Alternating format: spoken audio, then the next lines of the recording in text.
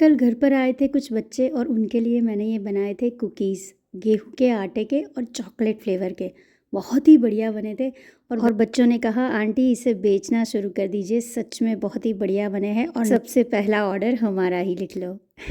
लेकिन ये तो मजाक की बात है, लेकिन सच में ये अच्छे बने थे और आप ये आसानी से घर पर बना सकते हो। क्रिस्पी और बढ़िया से कुकीज़ जिसको मैंने इस शेप में बनाया है, आप कोई भी शेप में बना सकते हो घर पर आसानी से। तो चलिए शुरुआत करते हैं। मैंने बच्चों के लिए स्टार और फ्लावर शेप बनाए थे। तो इसको बनाना काफ़ी आसान है। पाउडर शुगर ले लेना है एक कटोरी नाप कर, और उसी कटोरी को नाप कर हमें डालना है यहाँ पे घी। देसी घी घर का बना हुआ मैंने यूज़ किया है, और इसको भी मैं इतना ही यूज़ कर रही हूँ जितनी मैंने पाउडर शुगर यूज़ की है। देखिए, जितना नाप आप परफेक्ट रखोगे ना, आप कुकी इतना भी परफेक्ट बना सकते हो। तो मैं जैसे जैसे आपको दिखा रही हूँ ना, वैसे ही नाप से आप बनाना। अब इसी सेम कटोरी का मैं गेहूं का आटा ले रही हूँ, ये इसलिए आपको दिखा रही हूँ। अब विस्कर की मदद से हमें सबसे पहले इस घी को और शक्कर यानी कि शुगर को अच्छे से मेल्ट करना है। पिसी हुई चीनी है, अगर आपके पास नहीं हो अवेलेबल तो आप मिक्सी में पीस कर रेडी कर सकते हो। तो इसे अच्छे से फेंटना है, कम से कम 7 से 8 मिनट मैंने फेंटा है और इस तरह सा फ्लफ़ी सा टेक्सचर हो चुका है। अब ये रेडी है। अब इसमें हम और इंग्रेडिएंट्स डालेंगे। तो मैंने पहले छन्नी ले ली है, इसमें मैं एकदम फुल बाउल भरकर गेहूं का आटा डाल रही हूँ। जो हमने बाउल नाप में लिया है ना, वही।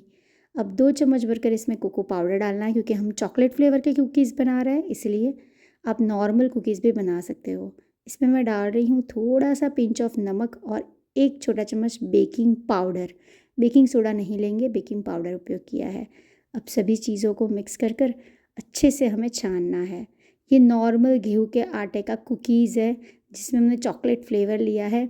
और छोटी छोटी चीज़ों का ध्यान रखकर आप बनाओगे ना, तो बाज़ार से भी बेहतर घर पर हम ये घी से बनाएंगे ये बेहतरीन कुकीज़। अब यहाँ पे आधी कटोरी जितना मैंने डेसिकेटेड कोकोनट लिया है। आपको डेसिकेटेड कोकोनट ही रखना है, आप ताज़ा नारियल मत यूज़ कीजिए, ताकि आप ये कुकीज़ थोड़ा सा 2-3 हफ्ते तक इसे यूज़ कर सके एयरटाइट कंटेनर में।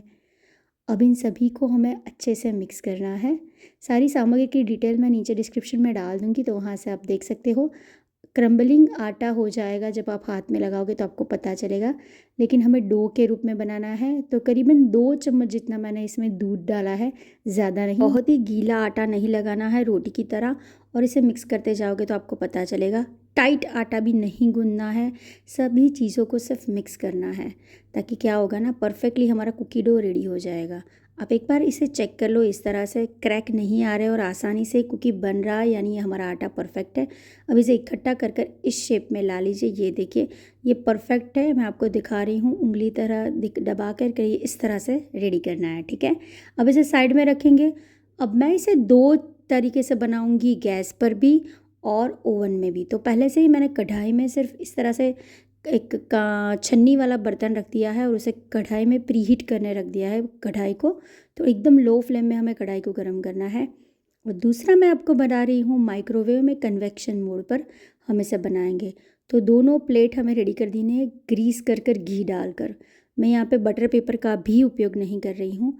अब ये डेसिकेटेड कोकोनट है ना, जिसको हमें इसके कोट करना है कुकीज़ को, इसलिए मैंने लिया है।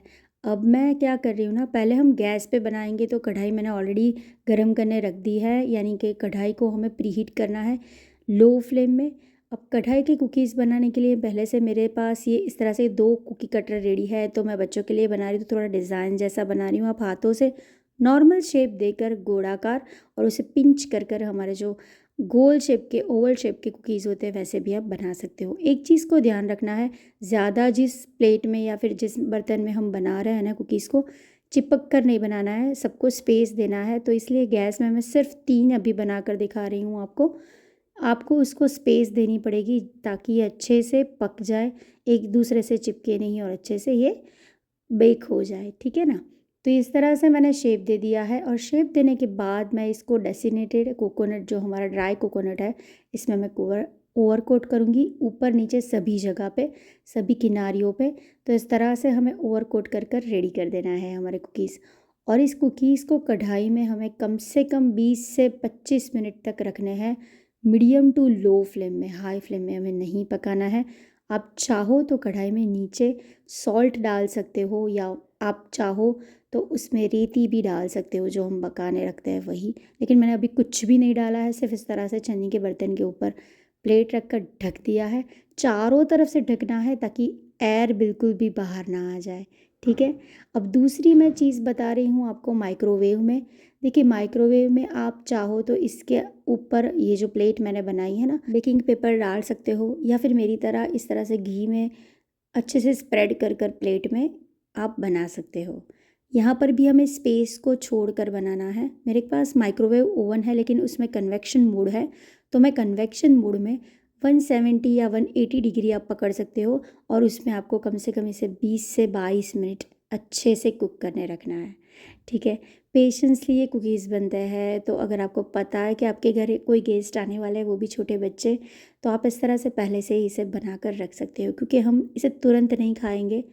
जब ये अच्छे से पक जाए ना, तब इसे ठंडा कर कर खाने वाला है, इसलिए तो प्रायरली आपको बना कर रखना है।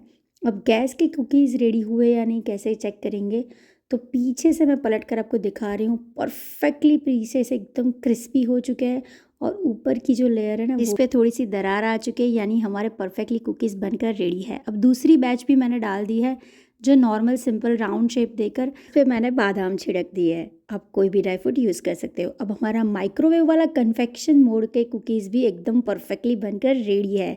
तो सारे कुकीज़ हमारे ये दो बनाकर बैच रेडी है। इसे ठंडा होने देंगे और एंजॉय करेंगे। तो आप भी बनाइए रेसिपी, और अगर अच्छी लगी हो तो एक लाइक कर दो, शेयर कर दो, सब्सक्राइब कर दो। Thank you, thanks for watching.